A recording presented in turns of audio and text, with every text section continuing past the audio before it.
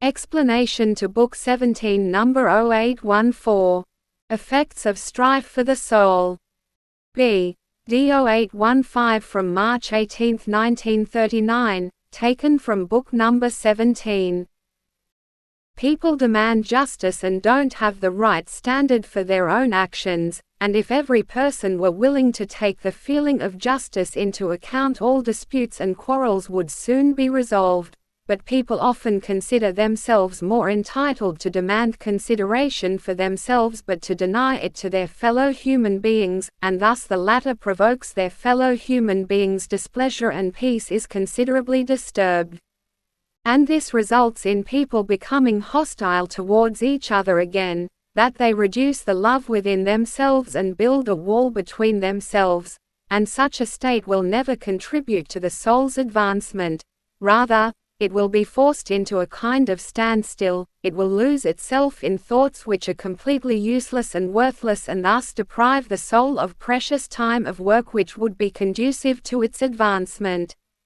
When you humans thus consider the effect of an argument, it will have to be your serious endeavor to avoid all such hostilities and rather take an injustice upon yourselves than cause far greater harm to the soul by endeavoring to settle a dispute.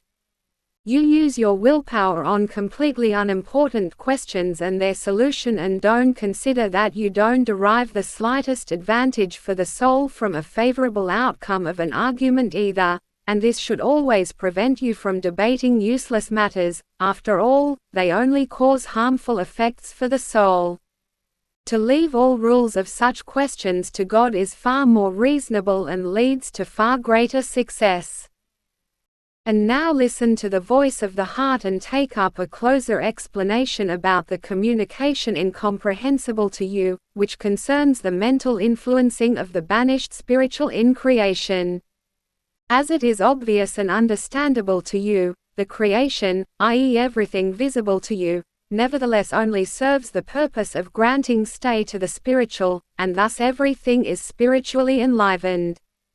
This applies to everything that is visible to you. So now the spirit-bearer is exposed to the human will to shape.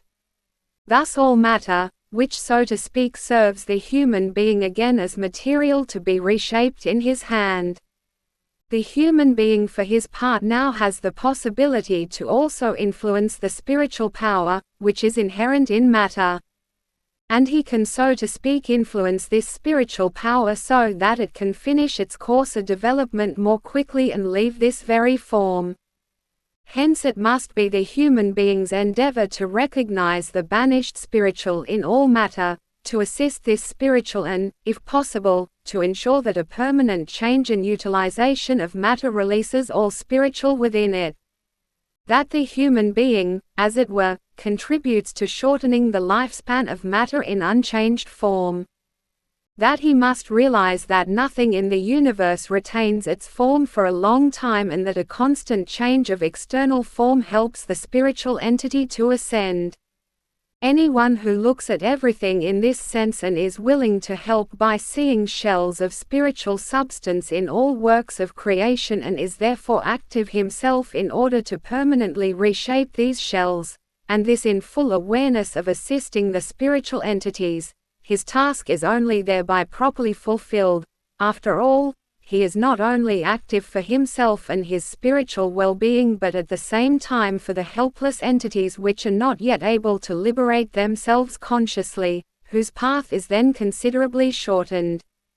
For if the human being believes that all creation is and remains a spirit-bearer, he will also be aware of the fact that he, as a likewise spirit-bearer, must find a connection with the spiritual entity by subjecting the external form to frequent change and that everything which comes into being under the human being's hands is, as it were, always permitted by God's will to form a new external form which is again entitled to receive the spiritual substance within itself. Only the will of man is needed for this. And only the belief that all creation is spiritually enlivened, as well as all striving for love which is meant for the release of spiritual substance, is an auxiliary factor for these beings which cannot be valued highly enough. And every work you tackle in this awareness will also carry God's blessing within it, for all His spiritual co-workers are active for the being's redemption, both on earth as well as in the beyond. Amen.